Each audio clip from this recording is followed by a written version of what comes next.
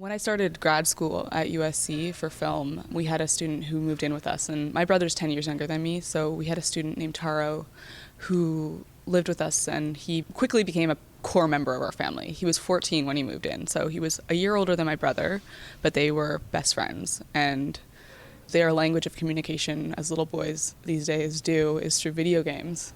And so they didn't have to really talk. They could just play a game and forget that they had any differences in their experiences and just communicate through these games. So Taro would do the night shift and my brother would do the day shift, and they would just take turns building up all these points on these games. But unfortunately, when he was 17, Taro took his own life.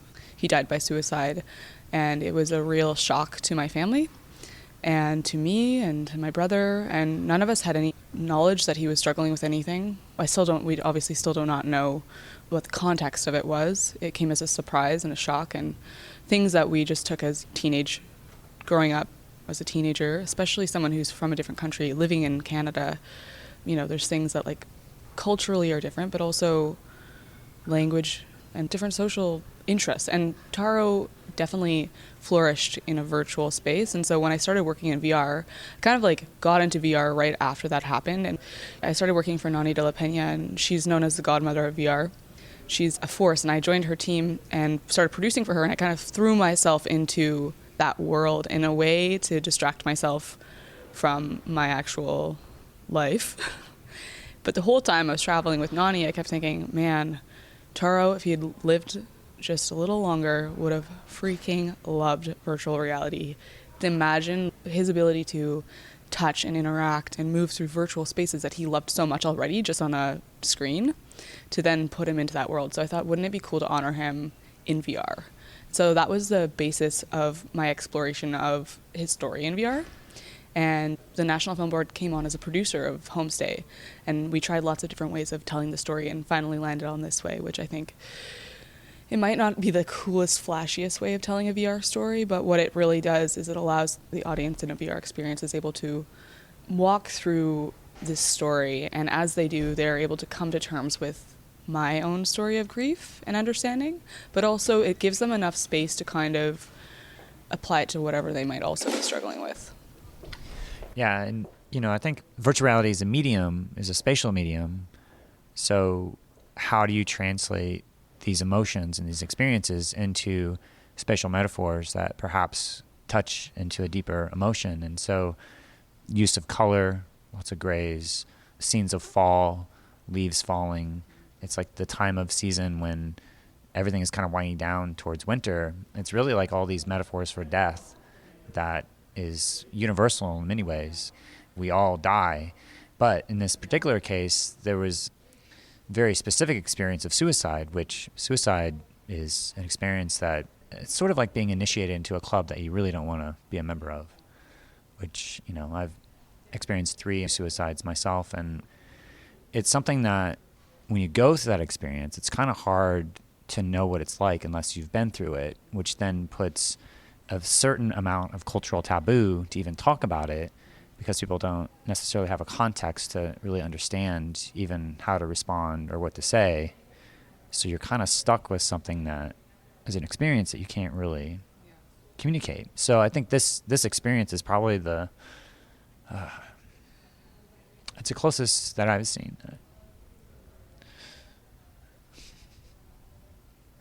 Gets to that experience. And yeah.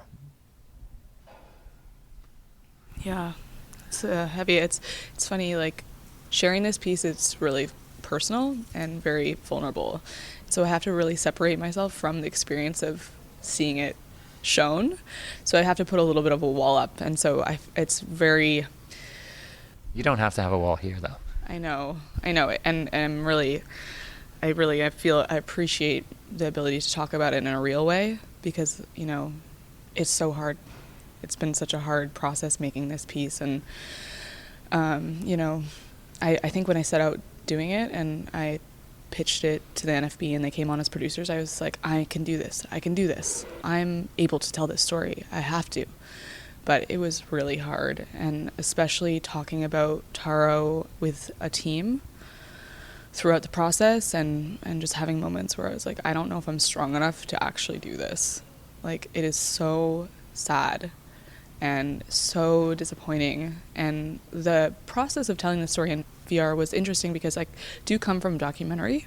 There's lots of different ways of telling a documentary story, but in many ways you would capture what you collect in your footage and then edit it into a story, and hopefully you discover something along the way in shooting this documentary that changes the way that you feel, or you discover something that shifts the meaning of the project, or, you know, there's this exciting moment that the filmmaker has this moment of clarity or something like that. And I kept recording all these interviews with Taro's friends and my family and classmates and psychologists and all these people who had an idea of this kind of experience and also had an understanding of what I would say is like a youth at risk. And I kept waiting for this moment of discovery that would make it all make sense. Like, I would find an interview, or I'd have talk to someone who knew him, who knew what was happening with him, and it just like became really apparent that there was never going to be that moment for me. And so that's how it shifted. When I actually initially set out to make this project, I thought, oh, wouldn't it be cool to make... His favorite game was Skyrim, which is a video game, which is a fantasy set world where you interact with magical elements. And I thought, wouldn't it be cool to have a magical game where you can move through this virtual space, and as you collect a crown or a saber or whatever, and those objects could trigger stories of his life in Canada, and you would make sense of his story that way. And you could even have his avatar moving through the space. In some ways, I think that was me trying to protect myself from the emotion of the story. Like, I thought it would be easier to tell it if I could have that kind of distance and like have a fun element to it. But just like trying to tell the story in that way just wasn't landing. It's not a fun story. It's not something that was working. And so I actually did set out, I worked with a game designer named Milan Kernisefrada, who's a Canadian game designer who went to NYU for game design. And he and I set out doing like all these like really amazing sketches and renderings of what this game world would look like. And we did a little demo of it where you'd move from Taro's bedroom in Vancouver and go through the computer screen into this game world. And it was really cool, and it was awesome, and it was kind of like the tone that I had set out to tell the story in, but ultimately it just didn't feel right. And so I had to throw that, we had to like scrap that part of the project. And, you know, I actually was like, I don't know if it's going to be possible to do this. And so I actually like hit kind of like personal rock bottom, because at the time I had started my VR career in LA, so I had a very strong community there.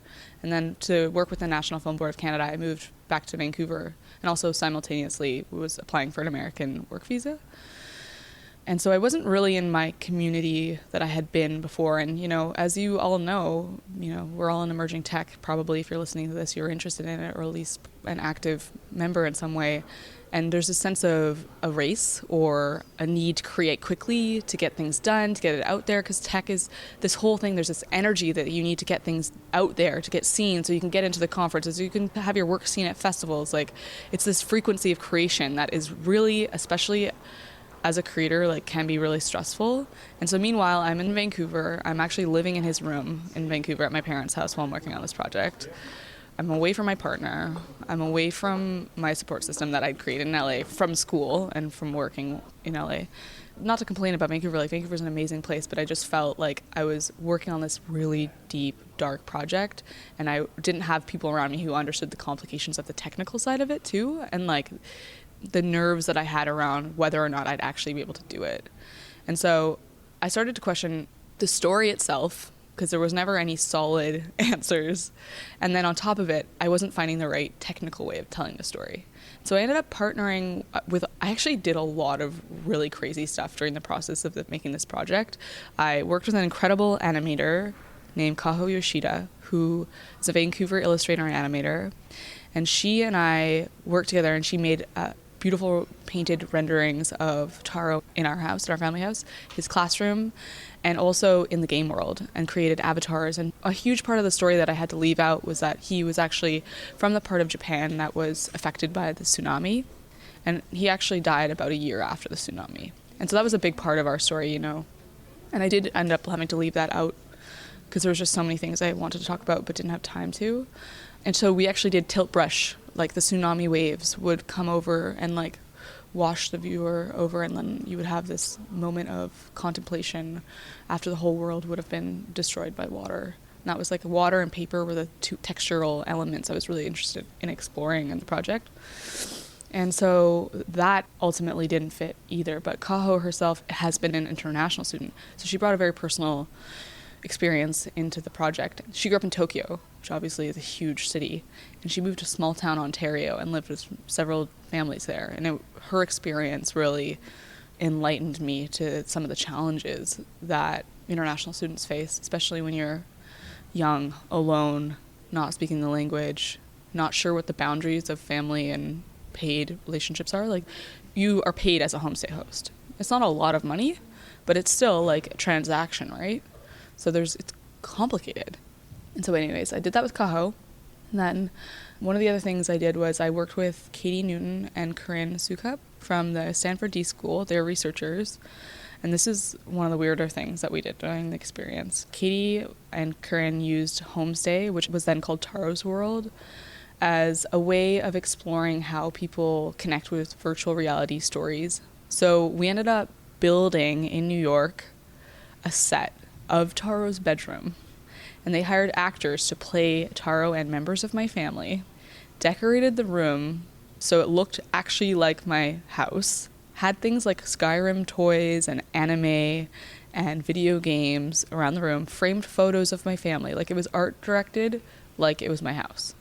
And then I watched as actors played my family, and an actor played Taro, and various audience members would come into the set with a fake virtual reality headset that actually just filmed where they looked and why.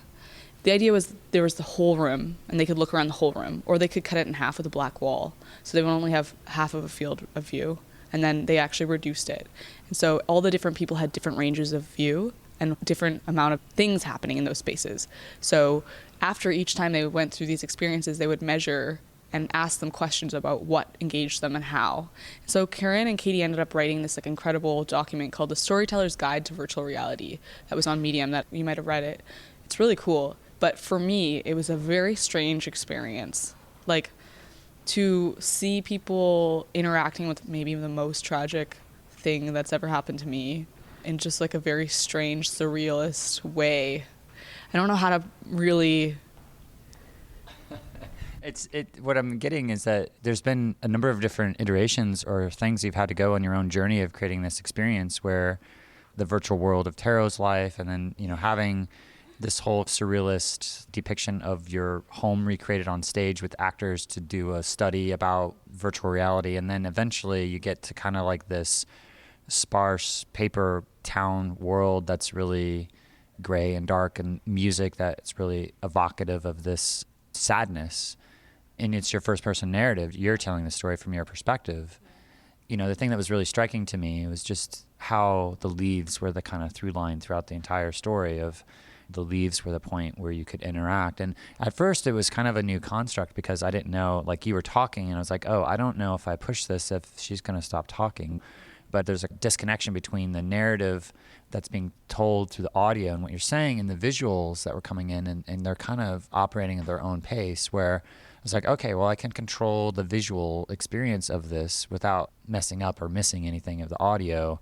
It gave me this ability to have spaciousness around whatever was emerging in the visuals, but having the leaves there. And for me, one of the most striking moments was, and I guess spoiler alert for anybody who hasn't seen it yet, I'd highly recommend you see the piece before listening to the entire thing. But there's this moment when leaves are swirling around you, and then they just all drop. And it's just like that moment of the choice and decision to take your own life. And that moment of that transition in the paper trail of his life. But also, as I was looking down, there's kind of like this swirl of the leaves that kept on getting more and more chaotic. And I was looking around, and I wanted to look up because it was just getting too crazy and frantic. But I recognized that feeling as that kind of impossible spinning out of chaos moment, that your life kind of going out of control. Yeah, and part of the experience that I was interested in exploring was the idea of going into a world that you don't necessarily know how to communicate with or navigate the world. So there isn't any instructions on how to go through the world, but I hope that people who choose to go into the experience allow themselves to discover and try a couple of things. And once you learn to touch a leaf, for example, and you realize that that does something, you're inspired to do more and to see more things within the world. And so in some ways I tried to mimic the experience of being an international student and taking that like little risk and like putting yourself out there and going into the virtual world and then exploring it a little bit more. And yeah, so the whole idea of the papercraft world and the slow loss of control was for me the process that I had to go through, like hoping and hoping and hoping that you're going to find a reason or an explanation or feel some sort of comfort about the experience isn't what's going to happen. The only thing that's going to happen is that you're going to be okay with the way that you feel. And you know, like, this isn't an easy VR experience to go into and do. Like, it's like 15 minutes, it's a commitment. You have to really be in there and listen to get anything from it, really. And so the idea would be like, as you move through this space and navigate the world, you come to terms with whatever you're thinking. And maybe the actions allow you to think, and maybe you don't even listen to what I'm saying, but it allows you to process whatever you yourself are going through the actions and the movement and the lack of control and the frustration that is. It's what we're all dealing with in some way, you know?